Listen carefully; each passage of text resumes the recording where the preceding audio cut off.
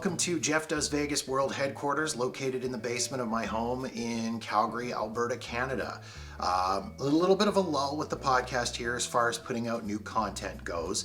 So I thought I would take this opportunity to do some extra video content for you guys on the YouTube channel and do a little something different, a little something special here. So kind of a behind the scenes look at the world of Jeff Does Vegas. Once a year, I like to do something that I call a studio teardown and rebuild. And anybody who's involved in any kind of podcasting or anything like that will tell you that this is a big job, but I thought I would share it with you. Essentially, once a year, I like to basically disconnect everything in the studio, take it all out, organize all the cables, maybe do some relabeling and some rearranging, and then put it all back together. It's a pretty big project and it usually takes me a full day, sometimes a couple of days to do. But I thought that I would maybe take you along on this little journey while I do the studio teardown. So let's start by actually making our way into the studio, and I'll show you what it looks like right now. And then I'm gonna time-lapse video it while I do the teardown, and time-lapse video it while I do the rebuild, and you'll get to see what it all looks like as it comes apart and goes back together. But right now, let's go into the studio, which is behind me here, and I'll show you around so you can see what it looks like right now, and we can get started on the teardown. So here we go.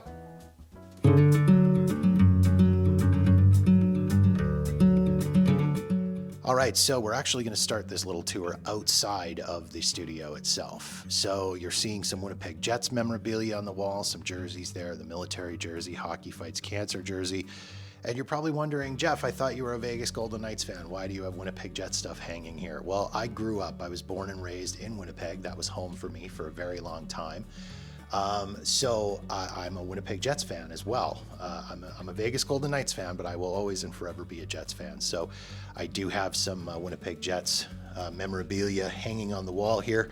Out into my rec room area here, this is where I would sit and watch hockey and enjoy that.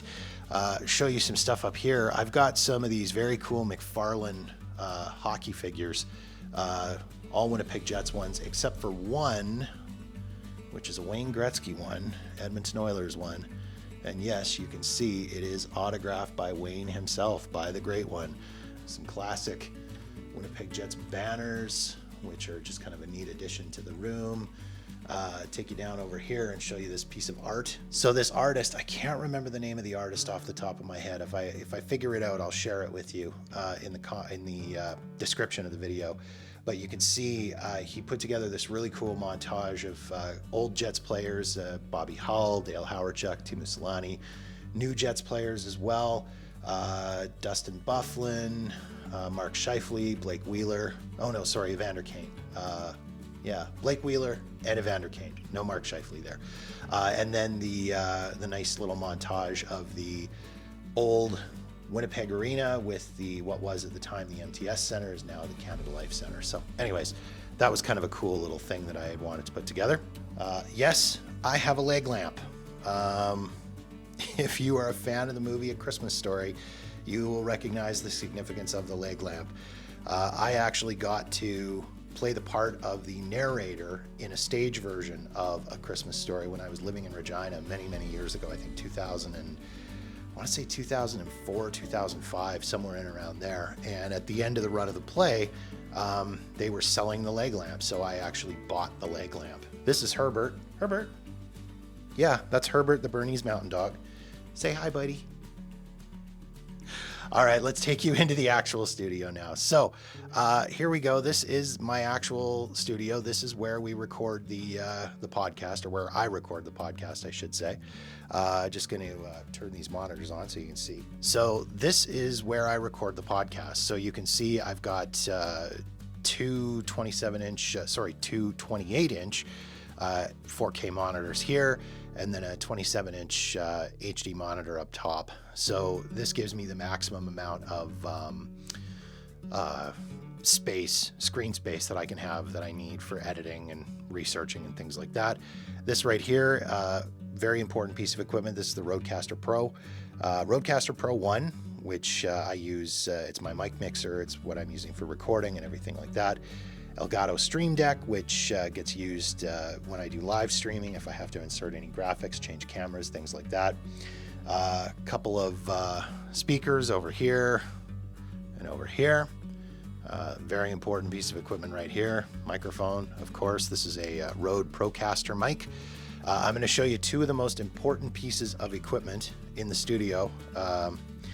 This is the coffee cup warmer and the dog treat holder. Do have a turntable in the corner, yes, and the reason I have a turntable is because of all of these records. These were actually my dad's records, and when he passed away back in 2020, I inherited this vinyl collection.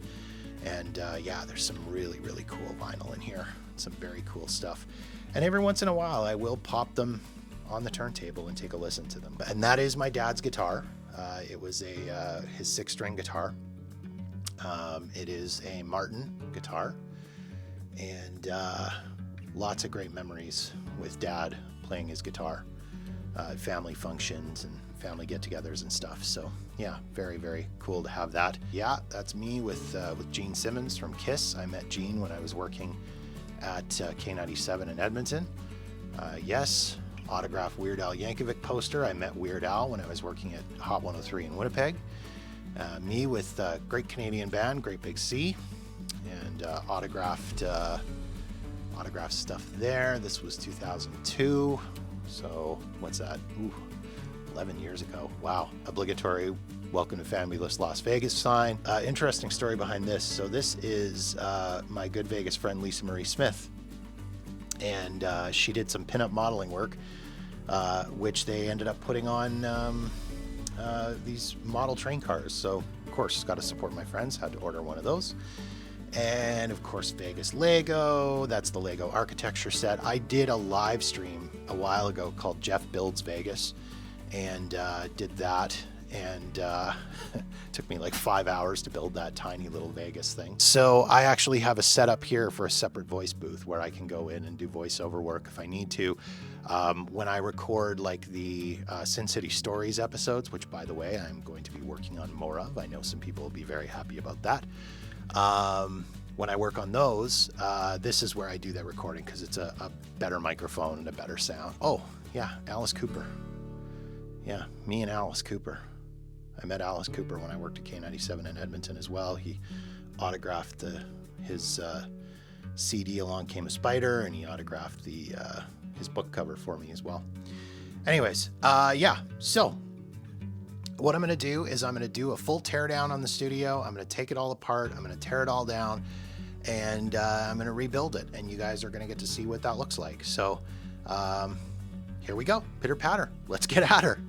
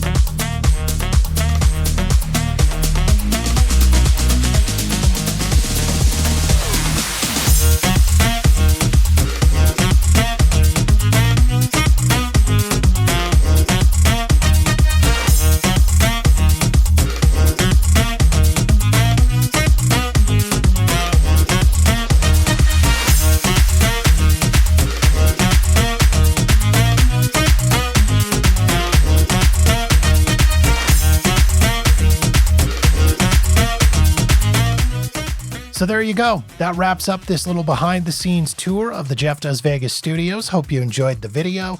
As always, if you want to reach out to me, feel free to do so. You can get me on social media at Jeff Does Vegas, or you can reach out to me directly, jeff@jeffdoesvegas.com. Thanks so much for watching. Have a great one.